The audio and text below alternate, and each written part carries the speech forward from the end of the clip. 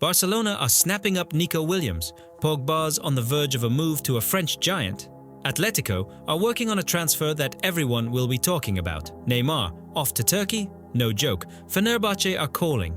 And Laporta, has he really ditched Ter Stegen? All this and more in today's episode. 600 likes. Why? So my mom keeps thinking I'm doing something serious with my life. Let's break down the rumors, 80% of which probably came to life in someone's head after their third beer. Nico Williams has made up his mind. It's time to pack his bags and leave Athletic. And not just leave, but head straight to his boys at Barcelona. According to Sport, he's already whispered to Lamine Yamal and the rest of his Spain buddies, "See you soon in Catalonia, lads." And get this, Bayern and Arsenal are chasing him too.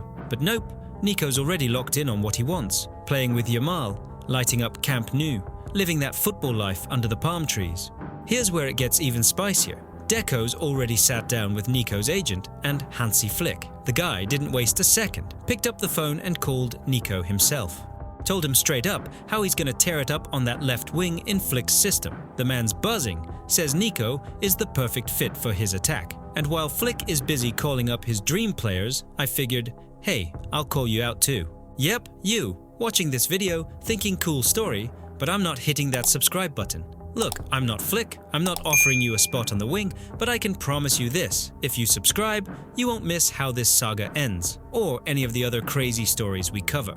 Funny thing is, Barca kinda cooled off on this move after their failed attempt last year. They've had guys like Luis Diaz and even Marcus Rashford on their radar. But guess what? Right now, Nico's their #1 target. There's just one tiny catch. Athletic aren't running a clearance sale, €62 million release clause. Don't even bother calling if you're offering less. So yeah, if Barca really want Nico rocking the Blaugrana, they're gonna have to open that wallet. And us, we're just sitting tight, waiting for this show to finally drop its official announcement. Tottenham have finally sealed the deal with Bayern for Mathys Tel. Remember back in January when they took him on loan with a buy option that was, let's be honest, a ridiculous €60 million. Well, Spurs managed to negotiate that down to a much more reasonable €40 million, bonuses included. Gotta say, smart business, especially when you consider how Bayern usually don't come cheap. Tel's already agreed personal terms. Contract runs until 2031. So yeah, they're planning to build something serious with him. Now look, in his 6 months in London, the Frenchman bagged just 3 goals and 1 assist in 20 appearances. Not exactly Harry Kane numbers, but hey, not a total flop either, right? And here's the key bit. This is the first signing under new boss, Thomas Frank. The guy just arrived from Brentford and already made it clear who's calling the shots now. Word is, Frank personally pushed for this. Tel was his pick, the player he wanted. And Daniel Levy, you know him, loves when the wish list and the budget actually match up. Deal done, no time wasted. Funny thing, Bayern bought Tel from Rennes for €30 million, and now they're selling him for just €10 million more. For a top club, that's basically a bargain. So Tel's officially a Spurs player. Frank's first transfer. The big question now, is he gonna finally be the striker Spurs fans have been waiting for all these seasons? What do you reckon? Is this kid gonna pop off? Ah, here we go. The classic summer transfer saga, Victor Gyökeres. First, the guy basically slammed the door shut on Manchester United like, thanks for the interest, but I'm not signing up for another episode of that endless rebuild soap opera. He's had enough. What Gyökeres wants is simple. Proper football, a proper team, a proper manager. And he's made it crystal clear. His dream. Arsenal, Champions League nights, North London, real ambition, the whole package. So you'd think Arsenal would just go and get him, right? Not so fast. Mikel Arteta's playing it smart. Like always, he's weighing up every detail. I mean, if you've got Benjamin ŠEŠKO on the table, 22 years old, €70 million price tag, why would you splash €80 million on 27-year-old Gyökeres? Especially when Sporting can't even stick to their own word. First, it was all gentleman's agreement at €65 million.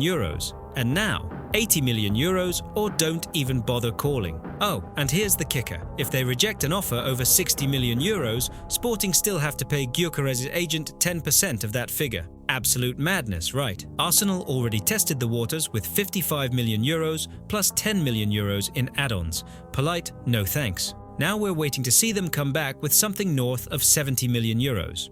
And United, they're still quietly trying to charm the agent, hoping GYOKERES changes his mind. But honestly, it looks like his head's set. United's a no-go. It's Arsenal or... So that's where we're at. Club digging in, player dreaming, agent ready to cash in big time if it all comes together. What do you reckon? Will Arsenal pull the trigger, or will this one drag on all summer?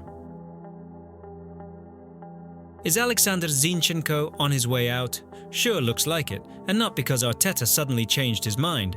It's more like Zinny's become the hot item on sale, and everyone's lining up for a bargain. 1 year left on his contract, and already you've got Milan, Juventus, and even an old admirer, Borussia Dortmund, circling. When ZINCHENKO first arrived at Arsenal, he was like the final piece of the puzzle. Slotted perfectly into Arteta's system, helped the Gunners almost clinch that Premier League title in 2023. But then, that familiar word, injuries. And while Zinny was sidelined, others stepped up. Second half of last season, barely saw him. More time warming the bench than bombing down the flank. Now, Arsenal are ready to let him go for 10 to 15 million pounds, which, let's be honest, is peanuts, when you remember how good he was at his peak. The catch? His wages, around £5 million a year, and not every Italian or German club's going to want to take that on. But here's the thing, if someone comes in with a real offer, Arsenal and Zinny won't think twice. Milan, already opening talks, they need a leader, a versatile player, someone who's been there on the big stage. Juventus, they're in too, looking at him as an experienced alternative to their young projects. And Dortmund, they've never really forgotten about him. Remember, they wanted him back in January. So, ZINCHENKO got options. The big question now, who's going to be first to shake on the deal? Diego Simeone is going after the unthinkable. Atletico Madrid are trying to steal Andy Robertson from Liverpool. Can you believe it? The Argentinian looked at his left flank and thought, you know what, let's just pinch Liverpool's Scottish speed demon.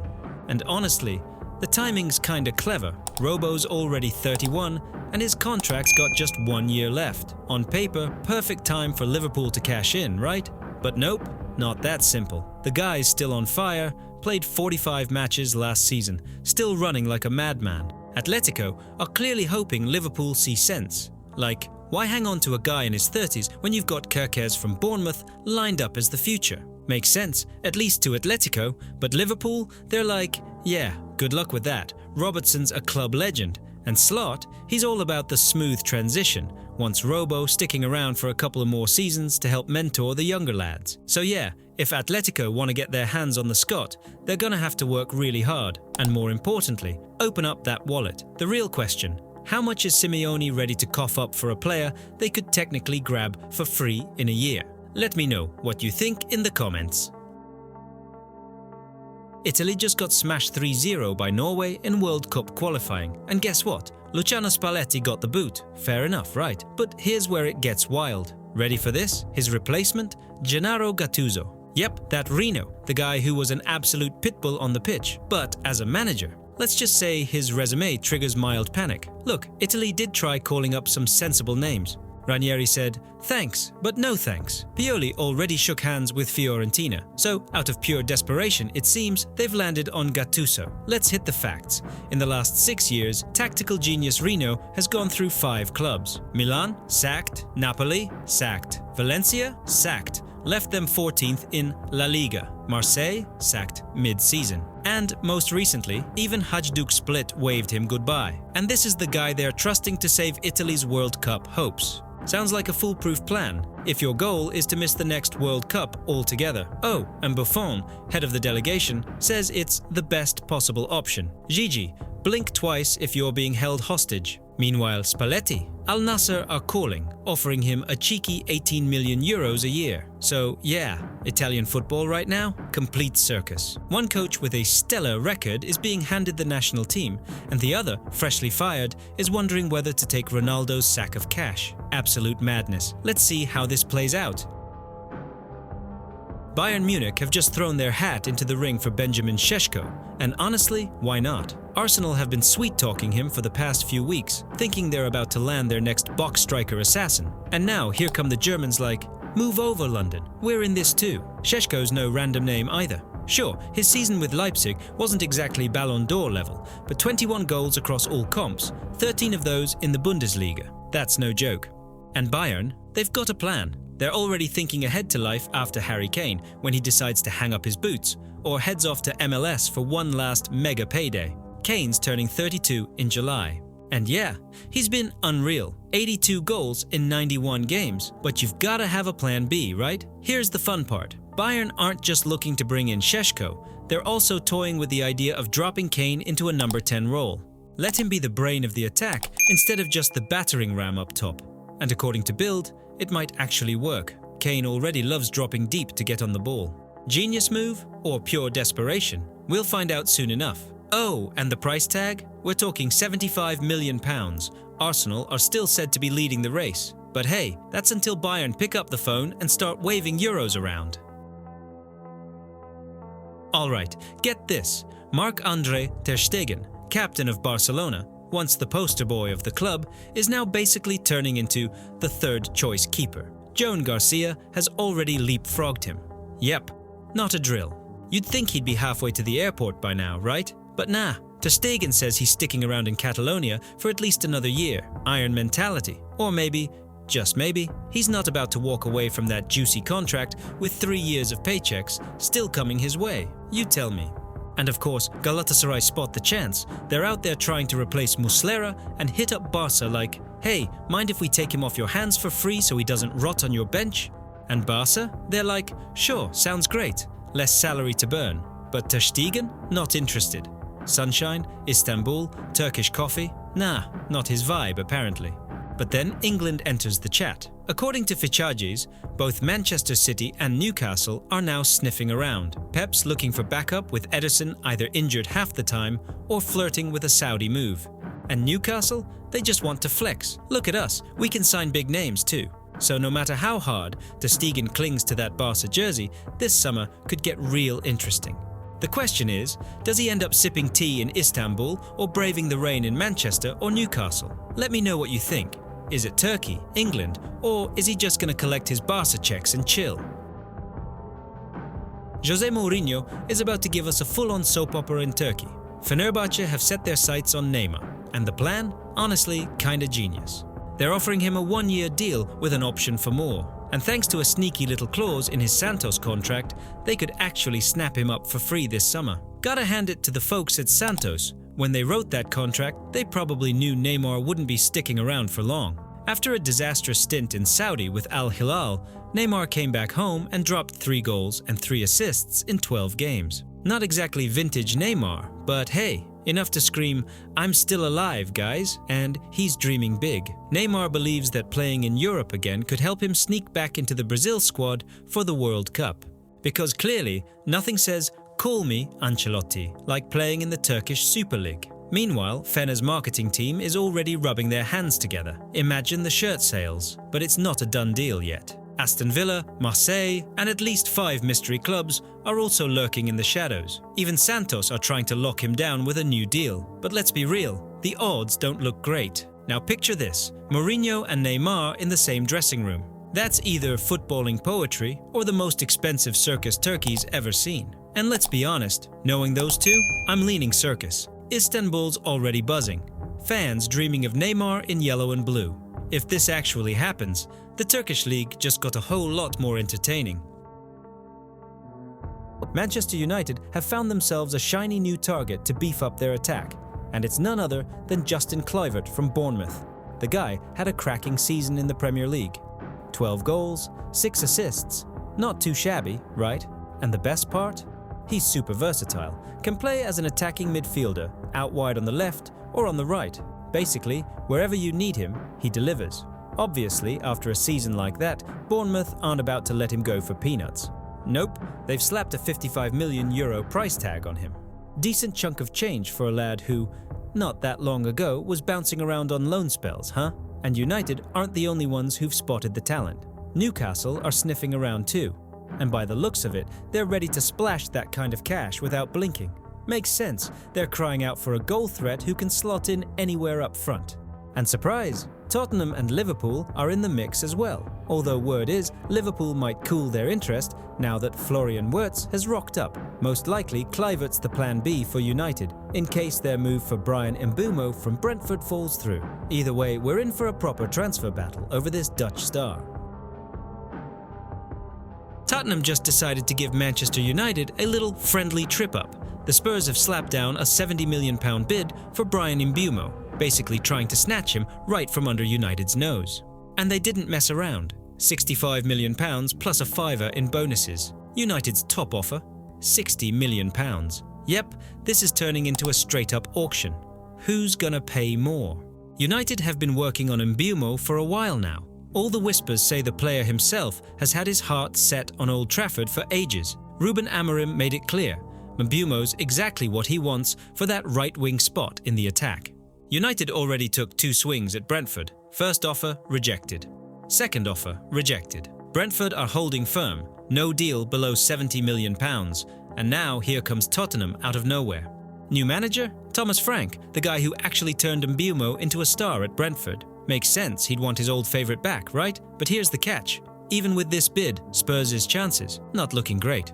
United have deeper pockets, and they're ready to offer Mbeumo up to £200,000 a week with bonuses. For Spurs, that's like fantasy football wages, way above their usual limits. So yeah, it's simple. Brentford are fighting for the biggest fee, Spurs are jumping in with a why not bid, and United are basically being forced to go all in. Who's gonna win the race for Mbeumo? My money's on United, but hey, this is the Premier League. Crazy things happen all the time. Alright, here we go. Another name popping up on Manchester United's radar, Hugo Ekitike. In case you forgot, that's the French striker who, a couple of years ago, was hyped as the next Mbappe. And now, he's out there doing his thing for Eintracht Frankfurt. And suddenly, United have remembered they desperately need a striker. Why? Well, let's be real. Højlund and Xerxes aren't exactly racing to bang in the goals, are they? According to the French press, United have fired up talks with Ekitike's agent over the past few days and are already trying to figure out what kind of money Eintracht would want. And here's where it gets wild. Frankfurt are apparently slapping a €100 million price tag on him.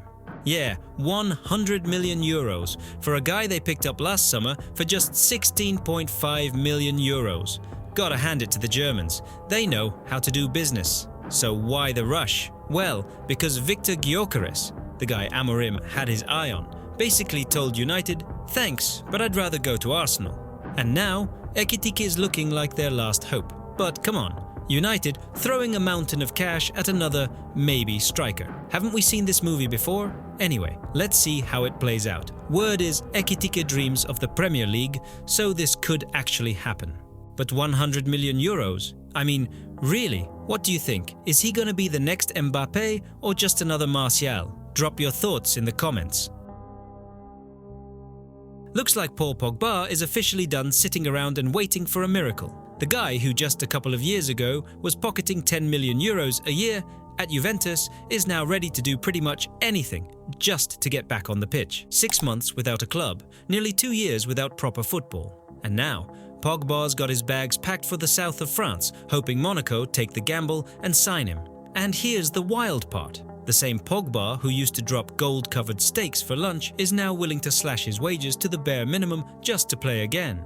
Let's rewind for a second. At Manchester United, he earned double what he did at Juventus, and after that doping ban, his Juve salary dropped to a laughable €2,000 a month. That's not MLS money. That's more like Sunday League wages. But you know what? He still believes he's got something to prove. According to Fabrice Hawkins and Fabrizio Romano, talks with Monaco are well underway. The club's being cautious, and fair enough, it's been nothing but injuries and drama in recent years. But Pogba's doing everything he can to make it happen. He's already moved his family to the Côte d'Azur and is ready to sign the contract tomorrow. Word is it's a 2-year deal on the table. So now it all comes down to this. How far is Pogba willing to go to grab his last shot at a comeback? If the deal goes through, we'll see him back in League One next season. And if not, he'll be out there again, searching for one last lifeline. What do you reckon? One last run or the final curtain?